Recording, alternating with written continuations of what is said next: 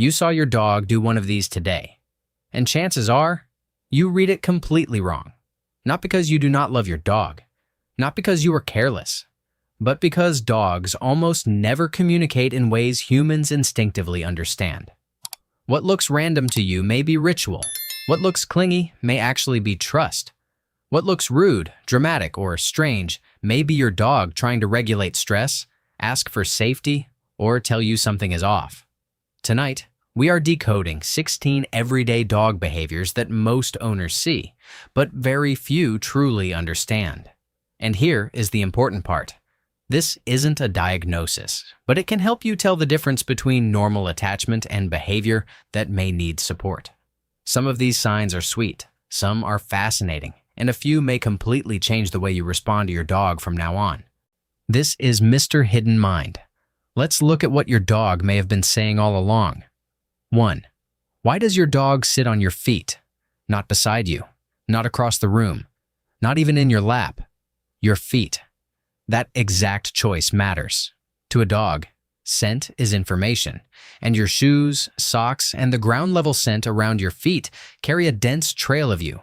By settling there, your dog is choosing the place that feels most familiar, most grounding, and most secure. But this is not only about smell. It is also about contact. Pressure against a trusted person can help some dogs settle their nervous system.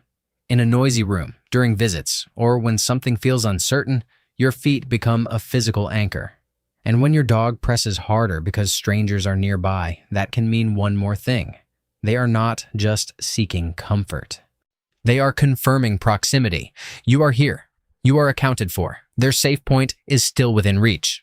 In many dogs, this is healthy attachment. But if your dog cannot relax unless they are physically touching you at all times, that may be a sign they need help building independence too. 2. Why does your dog growl when you wake them up? This one scares people, sometimes too much. A sleeping dog can wake in a state of confusion before recognition fully kicks in. In that split second, the body may react before the mind catches up.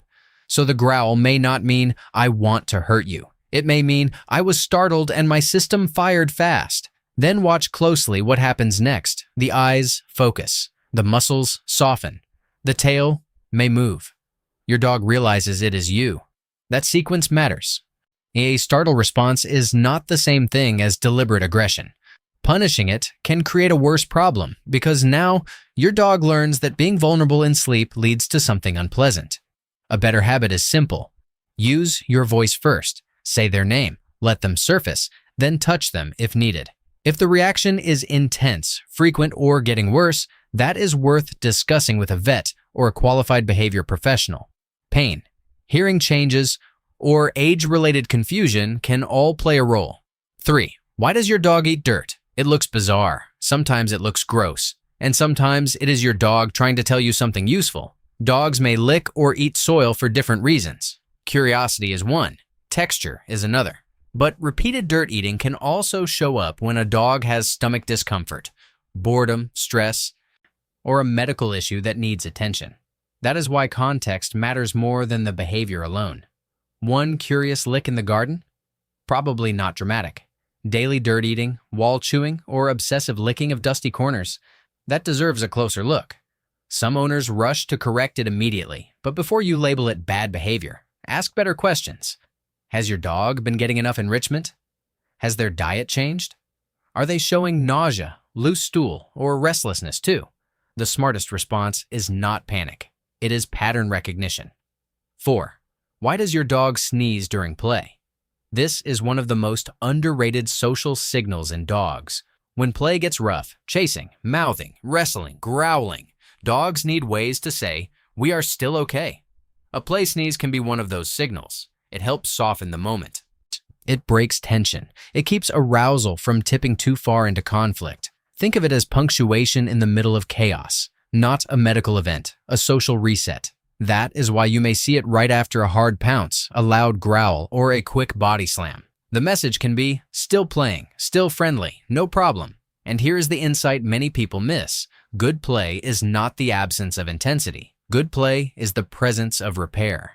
Dogs who pause, bow, sneeze, bounce away, or re-invite each other are often showing healthy communication.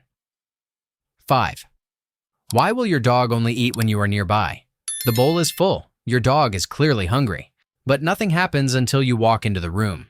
For some dogs, eating is not just about hunger. It is about safety. When a dog lowers their head to eat, they become less alert to the environment.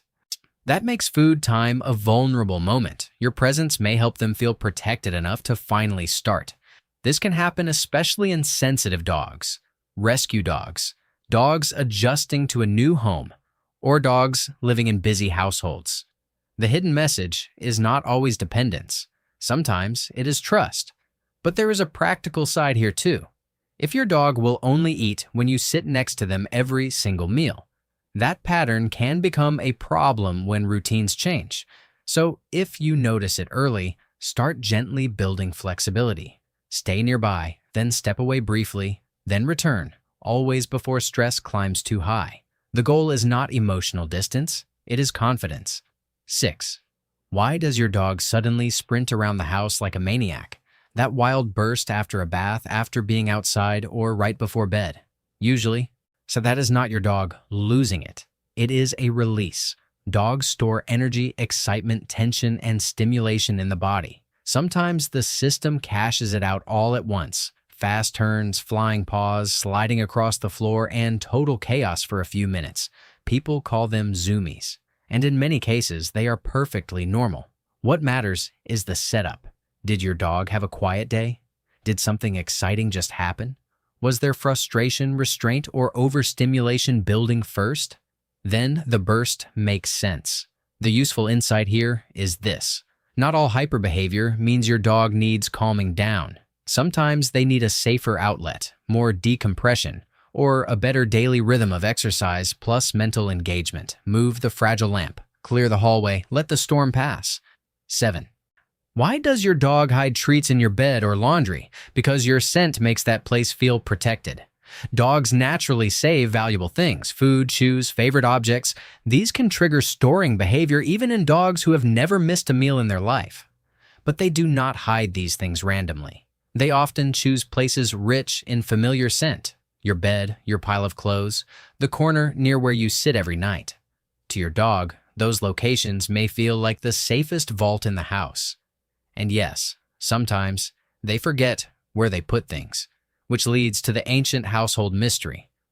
Why is there a dried chew under my pillow? Because instinct and memory are not always working as a perfect team. No anger needed, just management and maybe fewer high-value chews on freshly made beds. 8.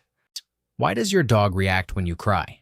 Some dogs lick your face, some paw at you, some whine. Some suddenly get very still and lean in close. What they are responding to is not only the sound. When humans cry, breathing changes, posture changes, facial tension changes, scent can change too. Your dog notices the entire event, not just the tears. They may not understand the story behind your sadness, but many dogs are deeply sensitive to shifts in human distress, and that is why their response can look so personal. One dog brings a toy, another presses their chest into your leg. Another circles, whines, and refuses to leave. Different dogs, same instinct. Something is wrong in the social unit, and they are reacting to it. That does not mean every dog will do this. Some walk away, some get confused. Temperament matters. But when a dog tries to comfort you in their own awkward way, it is often one of the clearest windows into your bond. 9. Why does your dog lie on your suitcase? Because your dog has learned what that object predicts. The suitcase is not just luggage. It is a pattern. Open closet, folded clothes, different energy in the room. Then you disappear. Dogs are brilliant at associative learning. They often notice the chain before you even leave. So when your dog flops on the suitcase, crowds your clothes, or hovers over the doorway, they may be reacting to the meaning of the ritual, not the object itself. And that is why this behavior can look surprisingly emotional. To your dog, they are not being dramatic. They are responding to a forecast they have seen before. If your dog escalates during packing, pacing, panting, hiding, vocalizing, refusing food, that is useful information. It may point to separation-related stress that deserves support rather than scolding. 10. Why does your dog lick the air? This one can mean very different things depending on frequency. A quick air lick near a smell, a person, or a new object may simply be sensory investigation. Dogs process the world with far more than just their nose, and subtle mouth movements can be part of that deeper sampling. But repeated air licking with no obvious trigger can be different. It may show nausea. It may show stress. It may show oral discomfort. It may show that something feels off internally.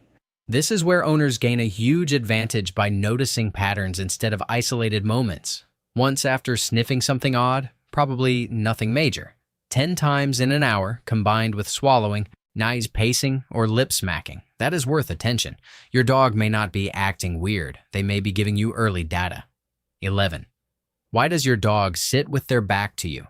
Humans often misread this as distance. In dogs, it can mean the opposite. Turning the back towards someone trusted can be a sign of comfort. It says, in effect, I do not need to monitor you every second. That is a quiet form of security. And when your dog leans that back into you while facing the room, the picture gets even more interesting. They are resting against safety while watching outward. That posture can say two things at once. I trust you, and I am staying aware of the environment. It is not a flashy behavior, but in many dogs, it is deeply meaningful. Trust does not always look like eye contact. Sometimes it looks like enough peace to look away. So 12. Why does your dog steal food off the table? Because from a dog's point of view, opportunity often matters more than your household rules. We build moral stories around this. He knows better. She feels guilty. He did it to be naughty. Usually, the explanation is simpler. Food was there. Food smelled amazing. Food was reachable. Food got taken. The guilty look people talk about often appears after your dog notices your facial expression, tone, posture, or tension. In many cases, your dog is responding to your reaction, not reflecting on their crime like a tiny philosopher. That insight matters because punishment after the fact teaches very little. Management teaches much more. Push the plate back. Use barriers. Practice leave it in real time. Set the dog up to win. That is how behavior actually changes. 13. Why does your dog howl when left alone? Because distance can feel bigger to a dog than it feels to you. A howl can be a contact call, a long-range social signal that says, "Where are you?" or "I am here." Some dogs do it briefly, then settle. Others spiral into pacing, barking, drooling, scratching doors, or panicked vocalizing. That difference is important. Not every howl means severe distress, but not every howl is harmless either. This is exactly where your disclaimer matters most. This isn't a diagnosis, but it can help you tell the difference between normal attachment and behavior that may need support. If your dog vocalizes only for a minute or two, then relaxes. That is one picture. If they remain distressed, cannot recover, or injure themselves trying to reunite with you, that is another. The earlier you notice the difference, the better the outcome usually is. 14. Why does your dog shake toys so violently? Because a toy can trigger ancient movement patterns that are still alive in the modern dog. The grab, the shake, the toss, the pounce, the recatch. This is not your dog being bad. It is your dog doing dog things through a safe object. That is one reason toy play can be such powerful enrichment. It does not just burn energy. It lets dogs express natural sequences in a controlled way. And different toys invite different instincts. Soft toys may invite carrying or dissecting. Tug toys invite gripping and resistance. Balls trigger chase. Squeakers can intensify engagement because they mimic feedback. Instead of asking, why is my dog so intense with that toy? A better question is, what outlet is this toy giving them that they may need more often? 15. Why does your dog move away from the camera? Because the camera can feel socially strange. A lens pointed straight at a dog can resemble direct staring. Add your body leaning in, your voice changing, maybe a flash, and what feels cute to you may feel pressure-filled to them. That is why some dogs turn away, blink, yawn, lick their lips, or leave the frame entirely. They are not always camera shy. They may simply be trying to reduce tension. The practical fix is easy. Approach from an angle. Use natural light. Do not crowd. Let the camera become background, not confrontation. The best dog photos usually happen when the dog does not feel hunted by the moment. 16. Why does your dog lick you? Because licking can carry many meanings at once. Affection is one, greeting is one, appeasement is one, exploration is one, and sometimes concern is one too. Dogs learn early that licking is social. It can calm, connect, request, investigate, and reinforce closeness. That is why a lick after you come home feels different from repetitive licking during stress, and different again from a dog obsessively targeting one spot on your skin. The behavior is the same. The context changes the meaning. A few licks on your hand while you pet them? Probably connection. Face licking after you return home? Often intense greeting and information gathering. Compulsive licking, especially with whining or restlessness? That may be stress or over-arousal. Repeated focus on one exact area of your body? Pay attention. Now, sometimes affection is just affection. Sometimes affection is also investigation. And that may be the deepest lesson in this entire video. Your dog's behavior is rarely empty. Even when it is ordinary, it usually means something. Not every action is profound. Not every habit is a warning sign. But the more accurately you read the small things, the better your relationship becomes. Because love alone is not the whole bond. Observation matters. Timing matters. Patterns matter. The way you respond matters. Your dog has been communicating all along through pressure, posture, movement, distance, noise, and ritual. Most people only see behavior. The people who build extraordinary bonds learn to see meaning. This is Mr. Hidden Mind, where the quiet signals matter.